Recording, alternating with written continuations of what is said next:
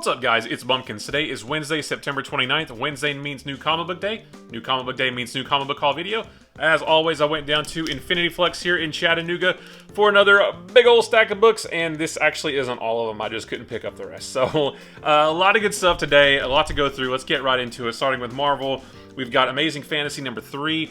I actually didn't pre-order this one because I hadn't read the first two. I thought, I don't know if I'm really as into it as I thought I would be. I read the first 2 issues last night. They are fantastic, so I picked this one up off the shelf today. Had to pick up Amazing Spider-Man number 74, Legacy number 875. I went with the Marco Checchetto cover. This is a nice square-bound book, if you can see that. Still haven't read any of this run, but getting stuff like this and knowing that we're about to get the Spider-Man Beyond storyline, Ben Reilly coming back, new costume, all that stuff, I really need to get on this because I want to get caught up on this. Black Cat number 10. I'm not collecting Black Cat regularly, but this is a cool Miles Morales 10th anniversary cover, so I had to get it for that. One that I am looking forward to, Darkhawk number 2. The first one was really fun. Not a lot happened until the end. It was a lot of character building, introducing us to the new character. But yeah, I'm really excited to see where it goes from there. Next up, we've got Darkhold Alpha. This is the Scarlet Witch trading card variant. I'm actually not too sure what this story is about, but it looks interesting, so I thought I would try it out. And then Extreme Carnage Omega, the Venom trading card variant cover. I still haven't read the Extreme Carnage storyline that takes place across these various one-shots, so now that I've got them all, I'll sit down and try it out. Miles Morales Spider-Man number 30. Haven't caught up on Miles Morales' run either, but it's there for when I'm ready. Nonstop Spider-Man number 5. Nonstop Spider-Man stopped for a little while. It's been a couple months at least since we've had a Nonstop Spider-Man title. I'm not even sure if this is the end of the series or not, but I can't stop now. One that's not new this week, one that's actually probably about a month old or so, Spider-Man Spider Shadow number 5. I actually missed out on this the first time when it came out, but Infinity Flux was awesome in ordering a copy for me. It was in my box today, so I'm super excited to wrap up this story. Symbiote Spider-Man Crossroads number 3. This one also came out maybe like 2 or 3 weeks ago. I thought I missed out on this one as well, but I don't know if they just had a shipping problem or something, but it was just in there today, so I was super happy to get that one. Thor number 17. I'm not regularly collecting Thor either, but it has that cool Miles Morales 10th anniversary variant, so I had to pick it up. And then speaking of the Miles Morales variants, Wolverine number 16. I'm not collecting Wolverine either, but that cover was too good to pass up. Over on the DC side, we've got Action Comics number 1035. This is the variant cover. I feel like with this issue, the Superman titles have now finally converged on each other and have sort of fallen in line. So we see at the end of this the fruits of labor of the Superman and the Authority miniseries. It also falls in line with what's going on in Superman Son of Kal-El, with Superman having to leave and John taking over the title of Superman.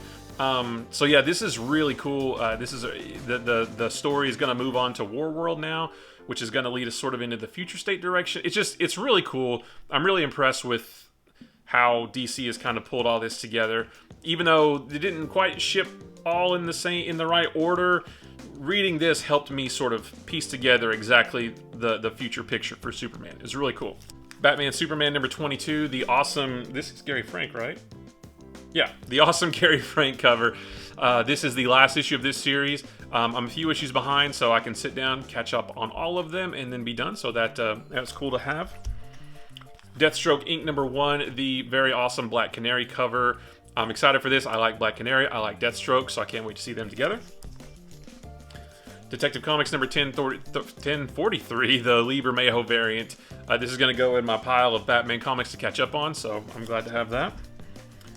Harley Quinn number 7, the B cover. This, I don't collect Harley Quinn, but this is part of the Fear State stuff.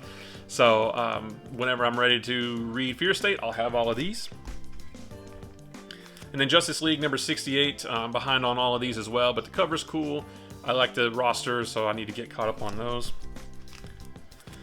Legends of the Dark Knight number 5, I love this variant cover.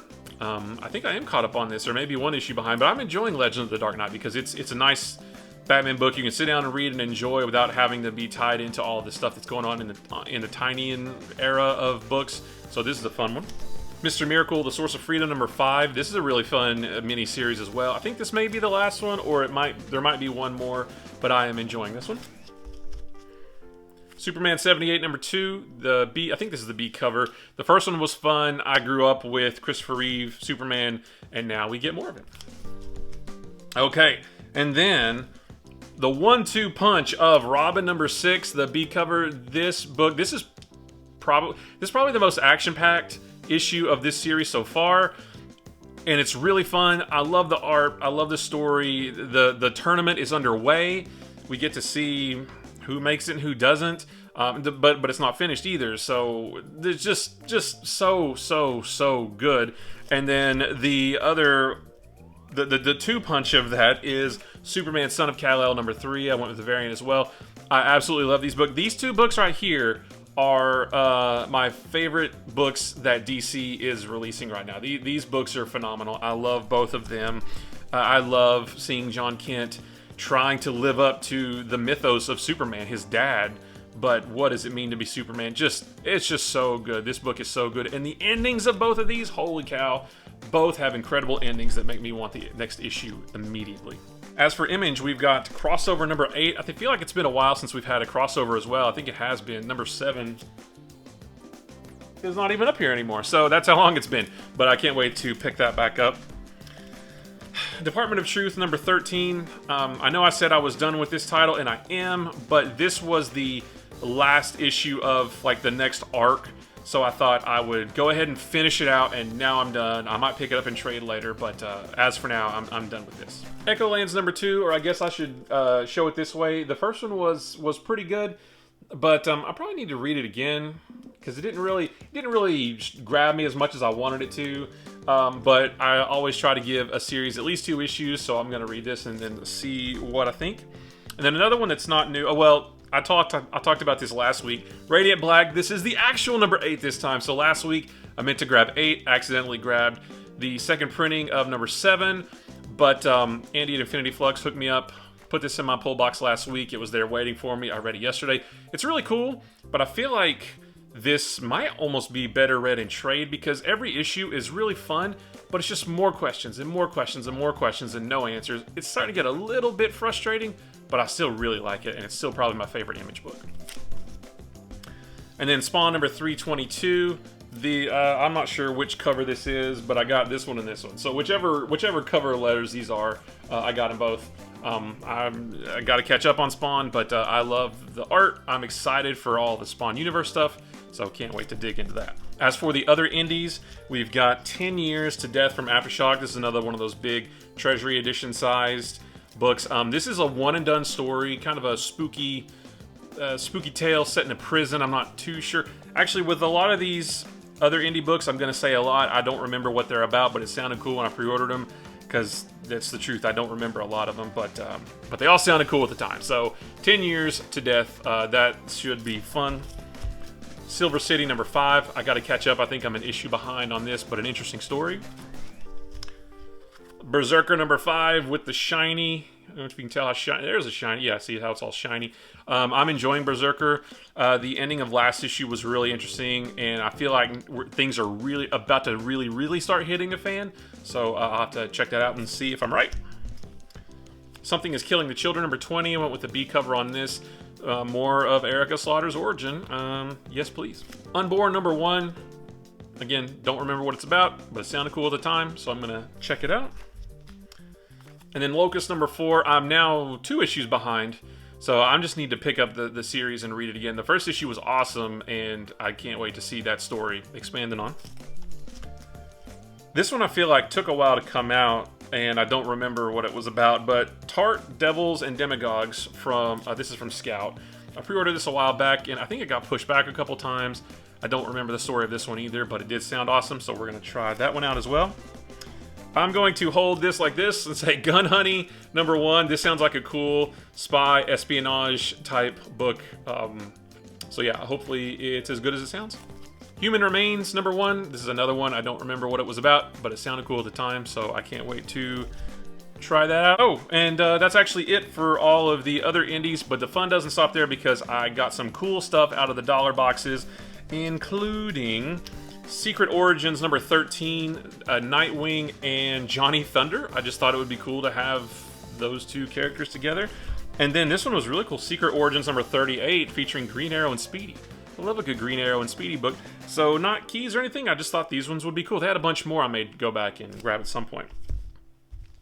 I couldn't pass up the Legends of the Dark Knight number 1, the orange cover. Back in '89 when this came out, they released, I think, a orange, pink, blue, and a green one, I think. I didn't have those back then. I was just I was just a kid, 12 years old, I think.